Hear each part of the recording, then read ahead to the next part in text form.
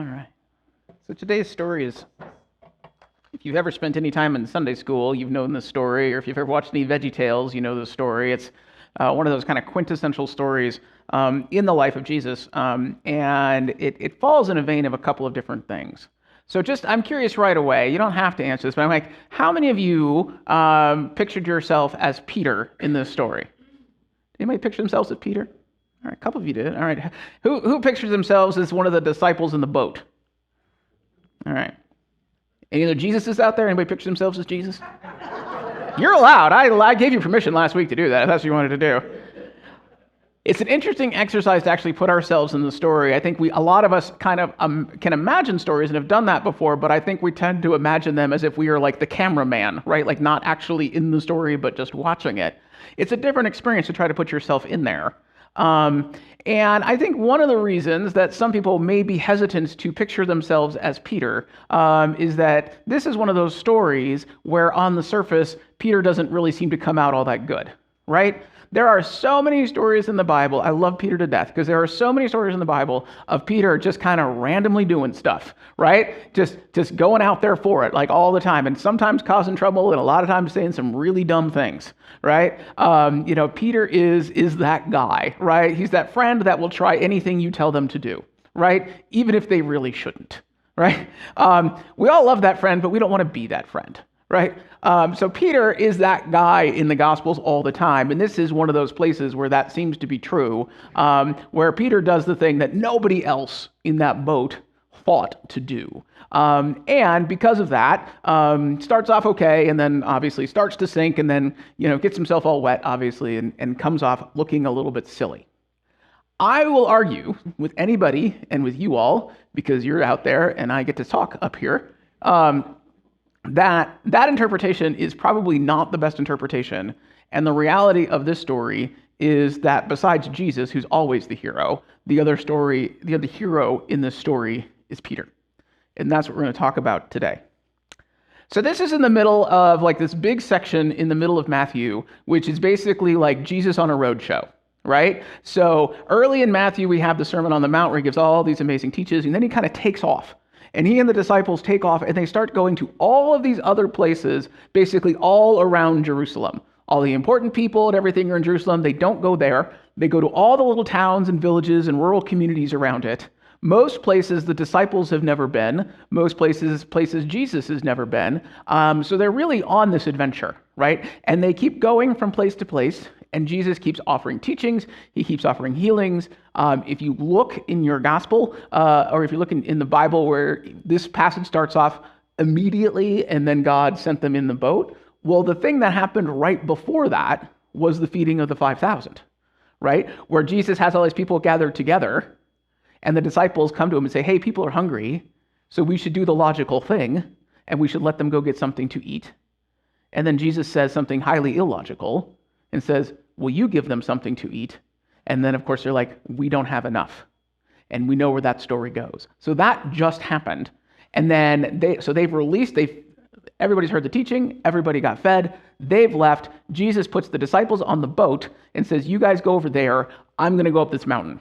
And he never, if you notice, never actually says what his plan is to join with them again, right? And they don't ask either, which I always thought was kind of funny. And I'm like, wouldn't you think that's a logical thing to ask? Like, but how are you going to get here? But they don't. And so the disciples set off, and then Jesus he goes up the mountain to pray, and then we get the whole story that we just read. So Jesus in this story is on an adventure. He's taking his disciples on an adventure. He's taking them to places they have not been. But the one place that most of the disciples would probably be comfortable is the place they found themselves in that moment, because most of the disciples were fishermen, Peter included. So being on a boat, on a lake, would not have been an uncommon thing for them. That would have been familiar. That would have probably felt like home. That would have felt comfortable. Until, of course, the seas come up. And the one thing the fishermen also know is how dangerous it is to be on a simple 2,000-year-old boat. Well, it'd be 2,000 years to us. It probably was a new boat to them. But There's no fish finder on it, is what I'm trying to say, and no boat or no motor. In the middle of the sea when the sea gets choppy. So of course they get concerned because they know enough and they are experienced enough to know that they should be concerned. This idea of going on adventure is really interesting to me, and because these stories are so familiar, we can lose track of the sight that is what's going on. The disciples are continually being asked throughout the entirety of the gospel story to go places they have not been, to do things they have not done, and Jesus is taking them there most of the time, whether they want to go or not. Jesus is pushing their boundaries. Now, I want to talk about something else real quick because we need to talk about it. We need to talk about the space shuttle because it's awesome. So I spent, most of my formative years, I was a young child the first time, the space shuttle flew, and I loved the sense of adventure of it, that because we had these kinds of technology, human beings were able to go somewhere that we've never gone before, right? And we were able to do something that we'd never done before. And really, kind of the last half of the 20th century was us doing that, right? Going in orbit, going to the moon, going to all these places, doing all these things that probably for a very long time, people would have imagined was never actually possible. The idea that human beings could fly, period, was really only something that we've really kind of grabbed onto in the last 150 years or so. Before that, it would have been seen as impossible. The idea that you could go into space, if you even knew what that was, because people didn't, that seemed impossible. And so the fact that I grew up in a world where not only these things were possible, but we had really cool things like this, and we're doing them on a regular basis. Right, to the point that it became normal for us. We didn't get as excited as we used to get because it just became that thing that we knew how to do. And yet, for basically all the rest of time, that would have been the most amazing thing we'd ever seen. I was struck the other day when I was listening to something, and they were talking about the first expeditions to reach the South Pole, and the reality that the first expeditions to reach the South Pole came in 1911, which means that before that, and for all time before that, human beings have never been there. Nobody ever went there. We didn't have the ability to get there. It was foreign. It was unknown. And so I do kind of love this idea that we began the 20th century not even having fully explored everything down here, and then we ended it spending a bunch of time exploring things outside of here. But because that's what human beings do, right? There are those of us who like to explore. We want to know. We want to know what's over there. We want to know what it's like. And I can already tell you what it's like at the South Pole. It's cold. And there's a lot of snow, and that's about it. But for some reason, we felt like a need to go down there and to do this. So if you grew up in England, you would probably know the story of Robert Falcon Scott. Great last name.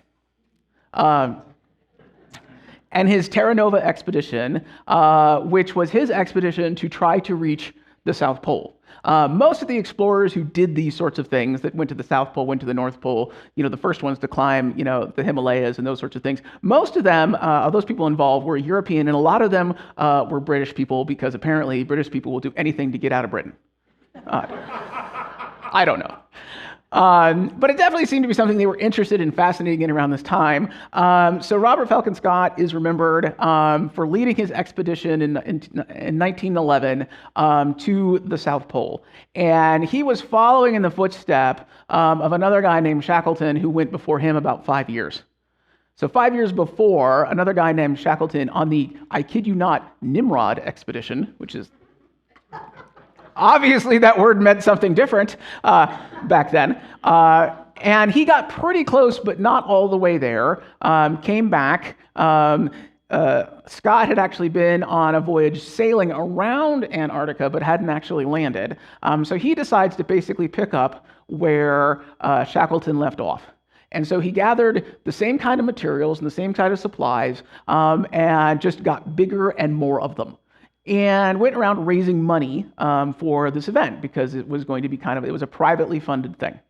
And so when he would go and he would ask people in different societies and stuff for money, and they'd be like, okay, that sounds great. Yeah, why don't you go? Oh, but by the way, while you're there, could you also do this? And he's like, okay, sounds great. And then he'd go get some money from somebody else, and they'd be like, oh, by the way, while you're there, could you do this?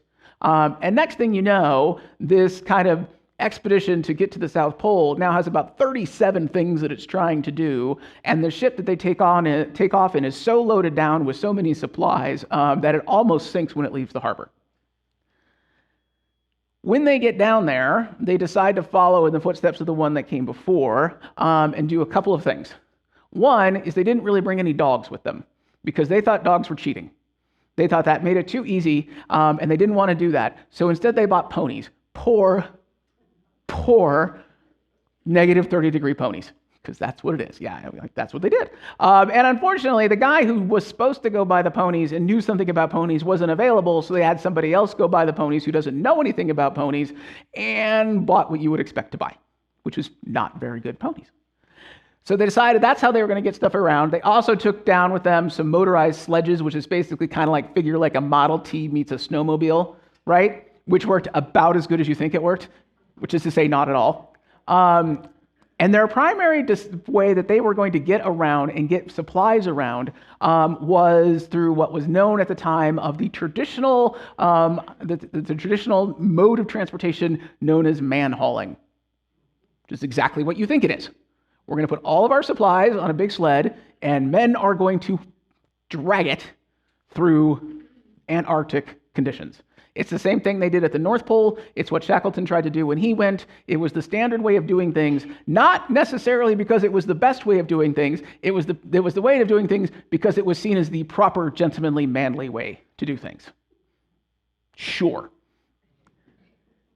So they go down there and they start this process, and what you do is apparently you go like a ways out, and then you drop off a bunch of supplies, and you come back, and then you go away, and then you keep going, you drop off another bunch of supplies, and you go back, and you basically make these leapfrog stations for yourself all along this path. So they spend about a year doing this throughout the summer and the winter in Antarctica, doing this and getting down there until they're finally ready to do it.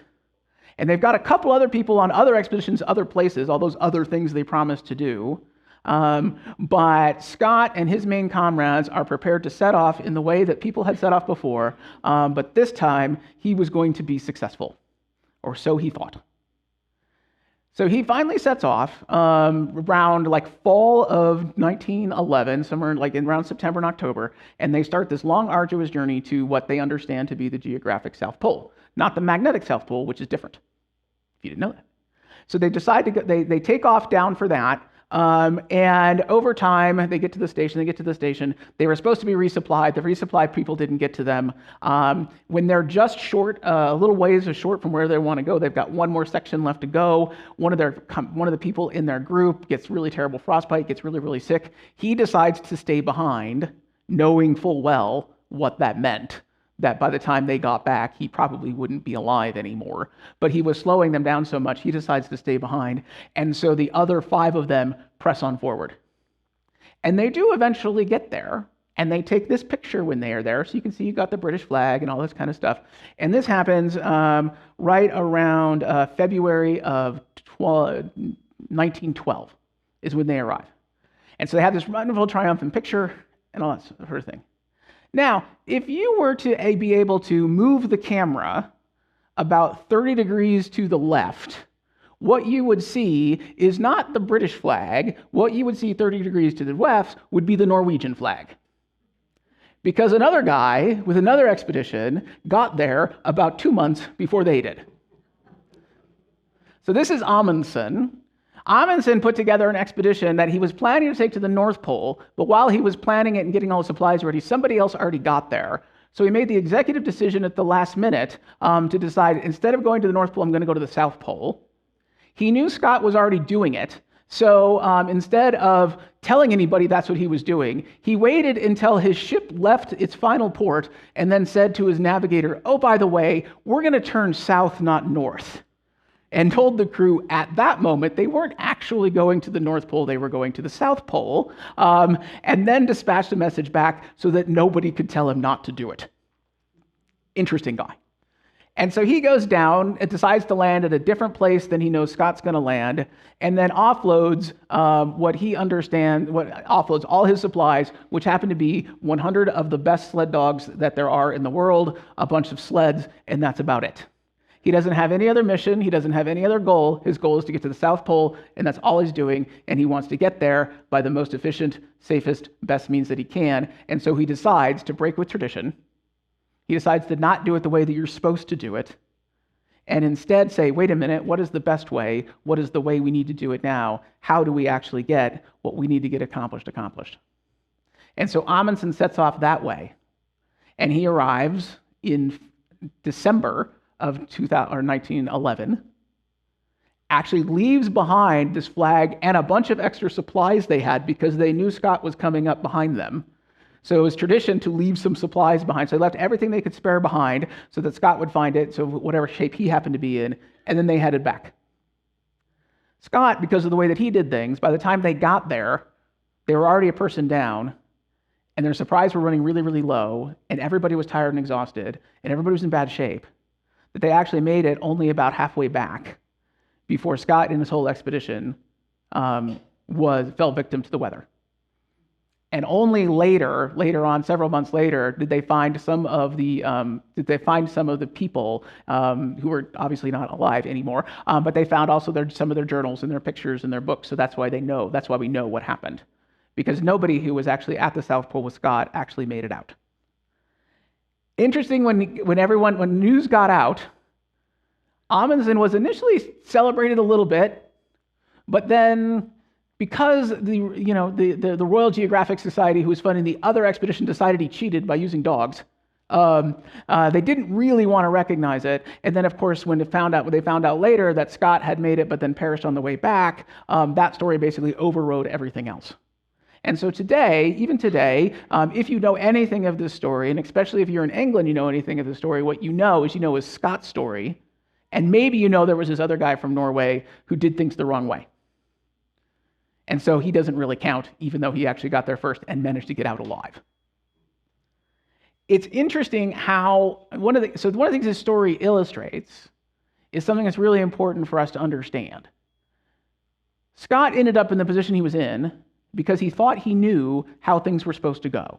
He thought he knew what the right and expected way for things to happen is. And he really wasn't really willing to consider that there may be another different or better way. And this all comes down to a basic fact that all of us have to deal with, and it's the idea that as people, we all have biases, right? We all have them. And what this means is that our brains are actually wired to take shortcuts to make life easier. We don't actually want to expend a lot of energy every time we go to the grocery store deciding which milk we want to buy. We just buy the milk that we always buy because it's easy and we know where it is. Maybe it's a little more expensive, maybe it's not, I don't know. But most of us, when we go shopping, probably buy the things we almost always buy so that we can get it done and get it out of there as fast as possible. Thank you. Though the other day, we actually stopped by this restaurant supply store, and Dane's like, you just go in all by yourself, and I'll sit down in the car. And I'm like, I'm not sure that's wise. And I definitely came out with more than I went in with, because I'm like, oh, what is this over here? I don't know, this looks nice. Yeah. But that's how most of us live our lives. Our brains are wired to take these little shortcuts and assume, and one of the things that we do is we assume that the things we know are the things we know, and we assume that the things we know are right. So Scott assumed he knew how to get there, because he knew how Shackleton had tried to do it, and he was almost successful, though people died in his expedition too. So he thought he knew how to do it, and he thought, okay, well, I can just assume that all this is true, and then I just have to do it a little bit better. Amundsen, who knew full well also how Shackleton had tried to do it, was willing to say, but wait a minute, let me take a step back. Is that the best way to do it? Is that the only way that it can be done? Is there another way? Can we think differently about that? Can we think creatively about that? Amundsen was able to overcome his biases, the default way of thinking, look beyond what is the traditional way of doing things, and because of that, stumbled upon a solution that, looking back, seems fairly obvious, which is, if dogs work really good in the Arctic, they're probably going to work really well in the Antarctic too, because they're very similar. They're both snowy and cold, and you shouldn't go there. You shouldn't. Though one has penguins and one has polar bears. Take your pick. Peter in this story, the disciples in this boat have a decision to make when they see Jesus walking up. They don't have a way of processing what they're seeing. They've never experienced anybody walking on water. Most of these people have lived around water and boats in this world their entire lives. They've never seen anything like this. So the first thing that their brains do is jump to the most logical conclusion they can think of, which is, it's a ghost, right? Because in that moment, that's the only thing that makes any sort of sense about what's going on. When Jesus cries out, they're like, oh no, this is actually Jesus, and Jesus is doing something we've never seen before, and we don't understand this, and we don't have a framework to understand this. You can almost read in the passages that the other 11 disciples are basically at that point frozen, right? Their biases of how things should work, how the water works, what this looks like, all of that has been shattered, and they literally, at that moment, don't know what to do. And so they just stop, and they sit. Peter, oh, lovely, lovely Peter, is not incapacitated by this very unexpected thing happening. He is not incapacitated because his biases and his expectations have been shattered. He is not incapacitated into doing nothing and just watching. Peter immediately is able to recognize what's going on and immediately makes a rather interesting and tremendous leap of logic and reason that I don't imagine most of us would make, which is, if this person who is in front of me, who I know is Jesus and I'm coming to know as the Son of God, is able to walk on the water, well, maybe I can do it too. Maybe it's possible through him and through his power that I can as well. And so he does this thing that I'm sure everybody else on the boat looked at him like he's probably insane for doing, which is to say, Jesus, if it's you, call to me and let me walk on it too. Now, of course, he doesn't succeed his first time completely, and he does start to sink, and he's also wise enough in that moment to call out to the one he knows can save him, which of course is Jesus. It's very easy to focus on the last part of the story, the part that we sort of perceive as a failure, this idea that Peter ultimately is sinking, and forget everything it took to get him to the moment, the faith that it took to get him to the moment, the trust that he must have had of Jesus to get him to that moment, the leaps in his mind he had to take from going from fundamentally understanding that what he's seeing is impossible, but not only now, in this moment, is it not only impossible, but maybe it's possible for me too.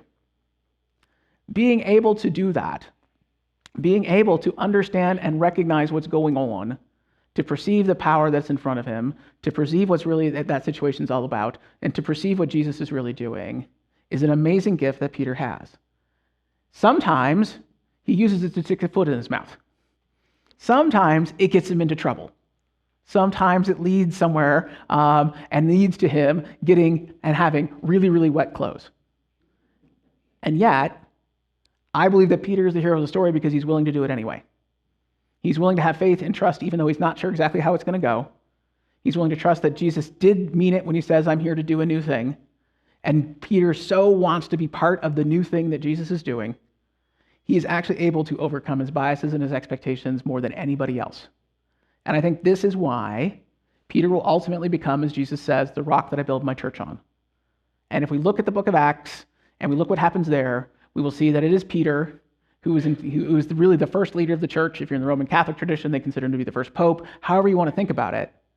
I've before sometimes wondered, how did Peter end up in that position? I'm like, this is how Peter ended up in that position.